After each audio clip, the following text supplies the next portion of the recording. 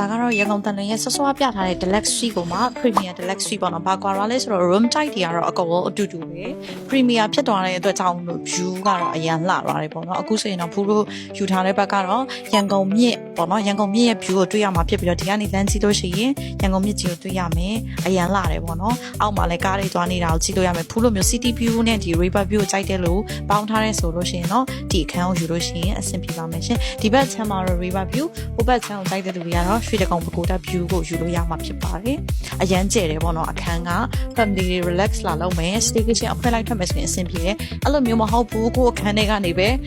relax လုပ်ပြီးတော့မှ view ကြည့်ချင်တယ်ဆိုရင်လည်းအရန်လာပါတယ်။အရှိနဲ့ view အတူတူပဲဒီကနေအနီးကပ်ကြည့်မယ်ဆိုလို့ရှိရင် Buradi Korea မြန်မာ Friendship Bridge ကိုလည်းတွေ့ရမှာဖြစ်ပါတယ်။အရန်လာတယ်ပေါ့နော်ဒါကတော့ day view ဖြစ်ပါတယ် night ဆိုလို့ရှိရင်လည်း night light ကြည့်ရမှာဖြစ်တဲ့အတွက်ကြောင့် view ကတော့ day ရော night ကအရန်လာမယ့်အခန်းလေးဖြစ်ပါတယ်။ရန်ကုန်တန်လွင်ရဲ့ Premier Deluxe Suite ဖြစ်ပါတယ်။အဲ့ဆိုရင်တော့ဘူးဒီနေ့ရန်ကုန်တန်တွေမှာရှိတဲ့အခန်းတော်တော်များများပြပေးပြီးဆိုတော့နောက်ဗီဒီယိုတွေမှာကတော့ရန်ကုန်မှာရှိတဲ့ဘယ်ဟိုတယ်ရဲ့အခန်းတွေကိုလိုက်ပြမလဲဆိုတာအတူတူကြည့်ဖို့ဒီဘက်ကို follow လုပ်ထားလိုက်ပါနော်။